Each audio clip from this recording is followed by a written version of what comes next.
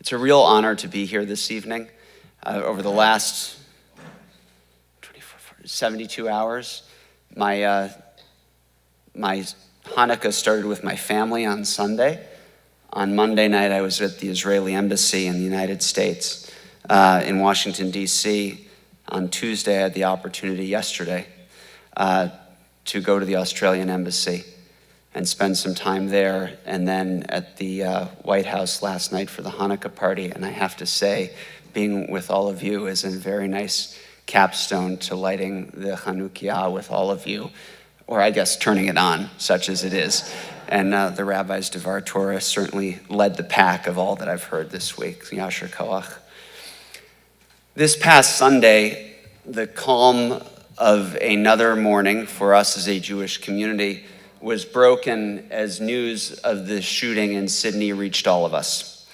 What was supposed to be a celebration of joy, of light, was confronted by darkness.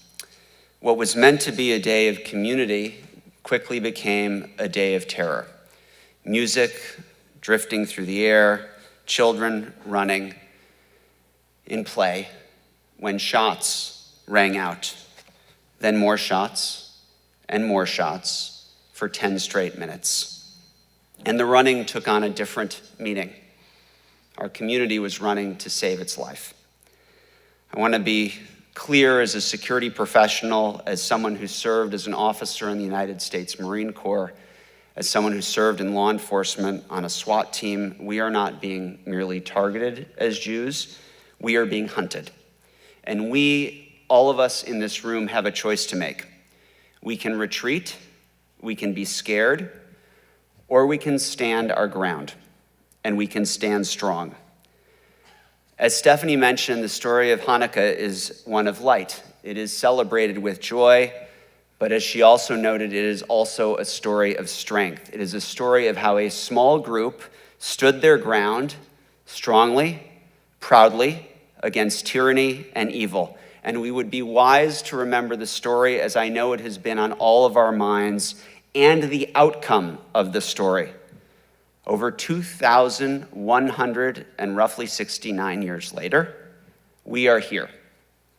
Our enemies in the fight are confined to the dustbin of history. Yes, we are still here.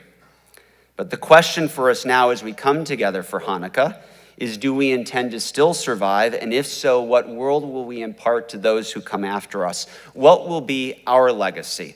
What will we do? Will we choose to live in fear?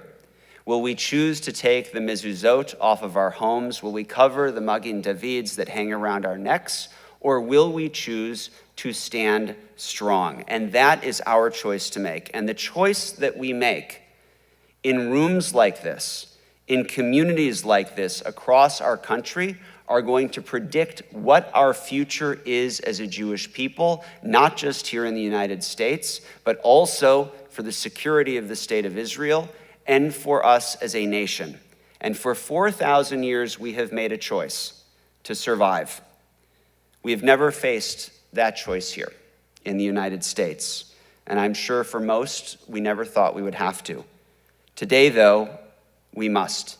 As screams to globalize the Intifada echo across our campuses and even in our city council halls around this country. You in this room have already made that choice through your federation, through your acts of leadership, through the creation of a best practice security program led by a professional, which helps and will help to make this community secure. I want to thank all of you, and I especially want to thank the leadership of the Federation. SCN is honored to be working in partnership with you here in Orange County. Every time we create a partnership, I recognize that we are being invited into someone's home, your home. This is incredibly powerful. It is built on trust, commitment, respect, and a shared sense of responsibility. Please know how deeply I take that responsibility. Our federations are the central conveners and coordinators of Jewish life. They ensure a vibrant, strong community, from caring for the sick and supporting schools to sadly confronting anti-Semitism. This is not what we should have to spend our time on, but it is what we must spend our time on. And together, through this federation, we are going to create an even stronger, safer, more secure community. And the approach we are implementing here, a partnership that brings together local efforts, expertise, and work along with SCN's National Centers of Excellence and expertise to serve your community, is not only important in today's environment, it is absolutely critical. Just over 2 years ago, a peaceful morning at Kibbutz Nahal Oz was interrupted as terrorists flooded into Israel. By dusk on October 7th, 66 members of the kibbutz and the neighboring base would be dead, 18 taken hostage. But it wasn't the first time that violence visited Kibbutz Nahal Oz. 67 years prior, in 1956, the kibbutz was supposed to host 4 weddings on one weekend. Those weddings would be canceled because the morning before, one of the residents was ambushed, killed, and his mutilated body dragged back to Gaza. Moshe Dayan, who had traveled to the kibbutz for a celebration, instead delivered a eulogy. And he said, "Hundreds of thousands of eyes and arms huddle together and pray for our coming weakness, so that they may tear us to pieces. Have we forgotten this? Don't we know that in order for the hope of our destruction to perish, we must be ready morning and night? We must not avert our gaze, lest our hands be weakened." The words Dayan spoke 70 years ago ring true today, and the threat he mentioned persists. It is not just on Israel's border. It is not just on some other continent. It is here in our country, in Pittsburgh, in Washington, D.C., Boulder, Colorado. Will we avert our eyes and will our hands be weakened, or will we, as Dayan implored, work to be ready? In a world where hate moves at the speed of light and social media and bad actors can travel faster than intelligence, it's essential that we work together to be ready. Among the victims of the attack in Sydney was Alex Klateman, a Holocaust survivor. I couldn't help but reflect on this as I thought about one of the last attacks we suffered here in Boulder, Colorado. Another Holocaust survivor, Barbara Steinmetz. Imagine surviving the fire of one catastrophe to be faced with the same hate and violence 8 decades later on 2 different continents. We ignore the smoke of that fire as Jews and as Americans at our own peril. Amidst the images of carnage from Boulder was one that stood out in my mind, Barbara lying on the ground, huddled in pain, and next to her, drenched in gasoline and water, trampled in a heap, an American flag. That's what the terrorists want. They want us on our knees. They want us huddled in heaps. They want us weak. And as Jews and as people of faith, whether Christian, Hindu, or Muslim, as Americans, because an attack on the Jewish community is an attack on religious freedom and our democracy. Their goal isn't merely to kill Jews. It is to disrupt religious freedom, undermine this country, and disrupt Western values. Following the attack, we heard many statements of outrage. Statements are fine, but I want security, and we need strength as a people.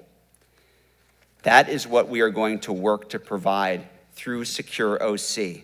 While we cannot always prevent hate from striking, we can choose how we prepare and respond. Doing so brings order in moments of chaos. In the face of fear, it brings resolve. In the face of hate, it brings resiliency. This will allow us to overcome our adversaries and survive as a people. Prior to October 7th, SCN assessed with the FBI, and we serve in one of our roles as the official liaison for the Jewish community with the FBI and federal law enforcement. We assessed with the Bureau that we were facing the most complex and dynamic threat environment to ever confront the Jewish community or this country since our nation's founding. The threat environment has only degraded since October 7th. We have seen an explosion of incidents and threats since that day. The online targeting of Jewish professionals, the targeting of Jewish students, not just in our college campuses, but in our high schools and even our day schools, and not just from fellow students, but from faculty. We must ensure that people are safe walking to and into our institutions, that they are able to feel not only comfortable, but proud to be Jewish. History has taught us that we do not survive by being silent, we survive by being strong. Through planning, preparation, and a mindset of resiliency, that is what we are going to accomplish here in Orange County. I want you to think back to October 7th, and in the midst of the bloodshed and carnage and violence, think to those who went to help. Some without weapons, some without shoes. When rockets fall in Israel and sirens go off, are our children too frightened to move? Do they freeze? No. They act. And when the lives of Jews are in danger, do we freeze? Do we scatter? No. We act. We come together. This is what we have done and what we must continue to do, because we can't afford to fail. I can sit here and talk to you at length about the state and non-state actors from Hamas and Hezbollah to ISIS, allegedly ISIS who inspired the two attackers in Sydney, or the domestic violent extremists from supremacists to Nazis. But there's an old saying that my grandmother particularly liked: when people tell you who they are, listen. So we are. Iran's supreme leader has called for the targeting of Jews, not the state of Israel, not Israelis, Jews, wherever and whenever they may be found. And the FBI just disrupted a plot this last week which found 4 of them who were plotting to attack the United States on New Year's Eve, affiliated with the group that protested outside the Wilshire Avenue's temple in LA. Al-Qaeda has called for the shooting of Jews in the United States in revenge for events in Gaza. Apparently the peace deal doesn't mean a whole lot to them. The Islamic State has called for a massacre of Jews in the United States. We should make no mistake that the enemies of Israel and of America are united in their efforts. They have made it clear that the United States, including our community, are targets for future attacks. So we must be prepared. Recent attacks, each with unique perpetrators, shared the same ideological trigger: rage against Israel's military actions in Gaza, channeled into violence. We saw it at April 13th at the arson at Governor Shapiro's house. We saw it in the murder of Yaron and Sarah outside the Capitol Museum in Washington, D.C., and the June 1st firebombing in Boulder. All reflect this pattern. And as the information comes more fully out, the events in Australia will reflect it as well. These acts did not occur in a vacuum. In the aftermath of each of these events, the analysts that we have at SCN who are working 24/7 in our command center in Chicago identified online praise, glorification, and calls for replication of violence, portraying the attackers as martyrs, religious figures, and revolutionaries. The speed, scale, and tone of these responses reflect the brutal, unrelenting Jew hatred that we are confronting, ancient in its creation, modern in its tactics, and the possibility of copycat attacks, which our adversaries are openly encouraging. Over the past 21 months, every analytic brief that our team has put out, over 200 in total, has warned that the war in Gaza would have serious domestic implications, including a surge in anti-Israeli, anti-Jewish, and anti-Semitic attacks, many of which have now materialized. These reports are disseminated weekly and sometimes daily to our partners in law enforcement. They are helping take bad actors off the street. But the calls for violence, and we have to recognize this, are not going to stop through analytic intelligence products. That reality requires all of us to be committed to protect our community. And that is what we are working to do. Less than 1 week ago, and it's been mentioned several times, not far from here in Redlands, a member of our community, an individual who attended the Orange County Hillel, drove home after dinner with his parents to find a car parked outside his neighbor's home. I'm sure you all know the fact pattern. After yelling at him and screaming and him going inside the house, he heard what sounded like 20 shots fired at his home and the scream, "Fuck Jews." He called 911, and then he called your new community security director, Miguel Luna. Miguel spent time with him on the phone. Miguel immediately notified our Jewish Security Operations Command Center, or JSOC, in Chicago.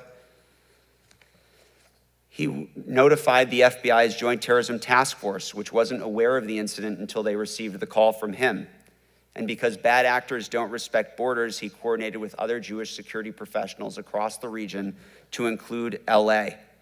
Miguel also identified through strong community involvement that the offenders appeared to drive to Congregation Etz Hadar right after the shooting and break into the building unsuccessfully.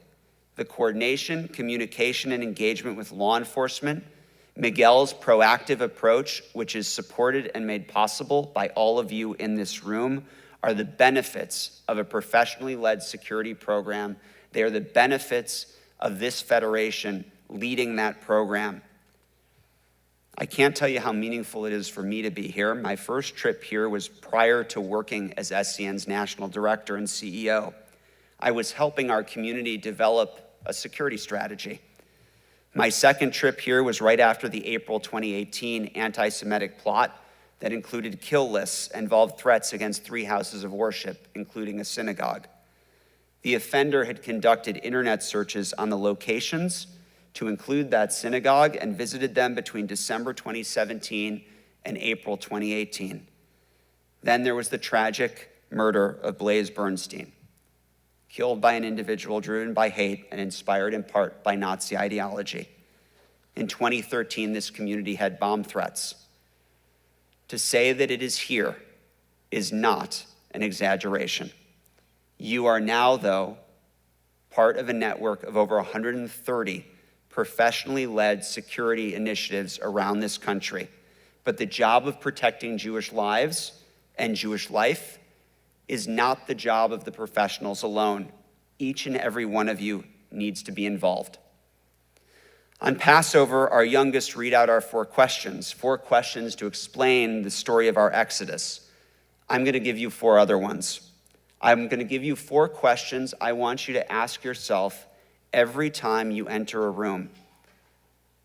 1, if I asked you to close your eyes right now, how many of you could tell me how many exits are in this room? Where are they? Could you get to them if it was dark, if there was a fire, or if there was a gunman? 2, where are the potential threats? Suspicious objects or people? 3, what would you do if you were taken hostage?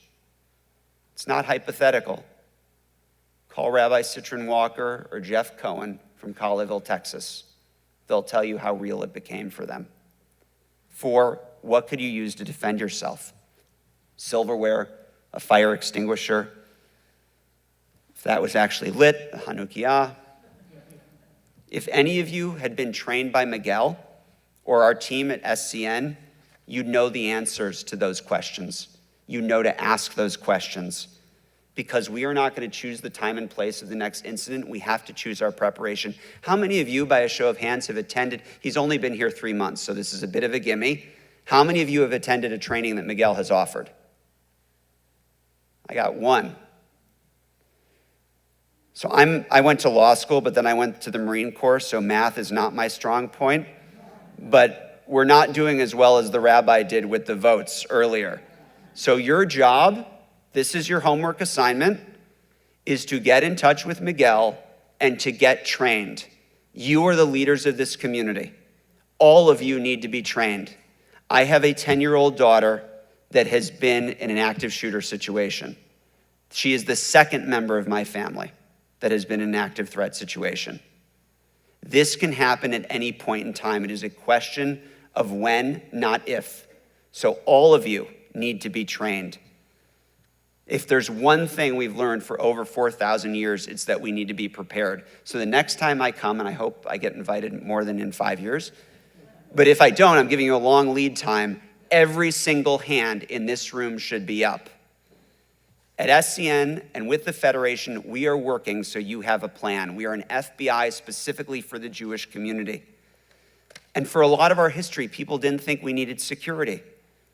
But hope is not a strategy, and we must not rely on hope. Not when we are hearing the calls to drive us to the sea on our streets, not when there are Iranian operatives in our communities and violent extremists walking into our buildings with AK-47s. We can no longer be silent about our security. Weeks ago, the FBI arrested Mahmoud al-Muqtadi in Lafayette, Louisiana. Anybody know his crime? He participated in the October 7th massacre. He was in this country. How many more are there like him? We cannot hope that our enemies don't find us. They are hunting for us. We need to find them first, and we need to be prepared. That is what your federation is working to do. With 130 members, covering over 550 communities, over 13,300 institutions, summer camps, day schools, senior centers, hospitals. Our adversaries do not distinguish between a Jew who is in Sderot or Seattle, Ashkelon or Orange County. So we can't make the distinction either. At our command center, we are using technology to look for these individuals, to monitor the surface deep and dark web. 1,364 referrals to law enforcement last year. That is double the number from the year before. That's close to 4 a day. And those are not a swastika on a garage. Those are 1,364 threats to life. That is a threat to maim or kill a member of the Jewish community, and we can identify where the individual is, who they are, or where they intend to target. 870 bomb threats last year alone. We are the #1 provider of tips to the FBI behind Meta, Google, and 2 other social media companies. In the last 3 months, this has resulted in arrests in Atlanta, Georgia, Cleveland, Ohio, Glendale, Arizona, Mobile, Alabama, New York City, and Virginia Beach, Virginia. We must work together. Only through the Federation are we able to succeed in taking these individuals off our streets so they cannot harm, hurt, or threaten Jews. Recently, our duty desk identified violent posts on social media, which included a threat to blow up synagogues within a 20-mile radius of the poster. 10 minutes later, the individual began searching for the physical addresses of synagogues on his browser. The work of our team in that JSOC identified the user, and we identified that he was likely located in California. Posts in which he praised Hitler and posted images of knives and firearms.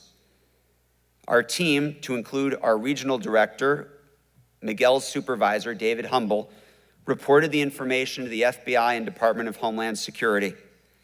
That individual was arrested by the FBI in San Luis Obispo County. That is the impact we are having, but we don't stop with intelligence. We also develop physical security recommendations for our facilities. So one of the things Miguel will be doing is visiting the over 60 facilities that you have across Orange County, doing assessments on each and every one of those, which he's already started, so that we can identify a baseline of where each institution is. And many of your institutions have incredible security. But you've heard the old phrase, you don't have to run faster than the bear, just faster than the other guy. It's not going to make anyone feel better if an offender goes to one building, sees how secure it is, and then goes to the other one. As Jews, we have to all run fast together. And the only thing that can make that happen is this federation. So we will be conducting those assessments together. We will be training the community. We will be, bless you, we will be applying for federal Homeland Security grant funds. And we will be working every day, not just to secure our centers of Jewish life, but to secure Jewish life for our children, our grandchildren, and those yet to come. We're going to do it through a coordinated, best practice professional effort to keep all of us and our families secure. This is getting harder and harder every day. and it's why each and every one of you needs to be involved. For those of you that have been, thank you. Since well before October 7th, the Jewish community has been in a war. In this war, our adversaries do not want to understand us. They are not interested in changing our minds. We talk about educating people about hate. They do not want to be educated about why they hate us. They know. They want to end us as people of faith, as people who believe in freedom. But our enemies will only be successful if we let them. The matriarch of our family, our grandmother, passed away in April at 97 years old. She was an amazing woman. Our family has been for over 100 years involved in Federation. And for decades, she was the driving force. A Lion of Judah, whose daughters and granddaughters joined her, and whose great-granddaughters, my two girls, will too one day, I hope. And like many lions, Nani, to me, Mrs. Horwich to all of you, she could really roar. And while she received many accolades for her efforts to support our community over the decades, it was not through awards or accolades that she wanted to be remembered. It was in life lessons. And when I got married, she gave us a letter written by her father. It was dated June 24th, 1939, and it was to the heads of the American Joint Distribution Committee. Dear sirs, of all the great humanitarian services that our organization has rendered to the Jewish people, its accomplishments in connection with the St. Louis episode is one of the most outstanding. Not only did you save the 937 unfortunate homeless wandering souls from despair and probable death, but you brought great mental relief to millions upon millions of other people who were filled with anguish and hopelessness concerning this cargo of human beings. Your accomplishment should remain in the history of human activities for centuries to come. Let us hope that we will not have to read any more of such horrors perpetrated against our people or any others in the world. Sadly, our great-grandfather's hope would not be reality, either in the years after 1939, when much greater horrors came to light, or today. My grandmother's lesson in sharing this letter was simple. When Jews are in danger, we're obligated to help, wherever they are, whatever the cost. And today, we are obligated to help not on some other country or on some other continent. Well, we are, and we will, but we are also obligated to help here. We know the 4 questions come from our Passover holiday. The story of Exodus is our history. Egypt, Spain, Europe. But it does not need to be our future. 86 years ago, we found safe harbor for those wandering souls of the St. Louis. Today, we must invest in security to ensure that we can remain strong here, to show our enemies and our adversaries that we will be wandering souls no more.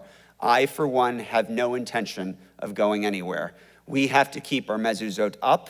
We must wear our stars of David. We must support our kids when they want to march. We have heard much about light and darkness this week. I have long believed in the words of the Rebbe Menachem Mendel Schneerson of blessed memory that a little bit of light can dispel a lot of darkness. By standing together, we will create that light, and we will not merely dispel the darkness, but we will defeat it, and the night that our adversaries seek to bring with it, a night that would see the sun set on our people. By summoning the strength of our ancestors, by coming together in light, the sun will not set on us as a people, but we will, as we always have done, show that light. And like Yerushalayim Shel Zahav, the city of gold, we will reflect the light as well. Our enemies will know that they will not decide our fate, and we are not going anywhere. We are here to stay with strength and courage. Hazak v'emetz. Thank you very much.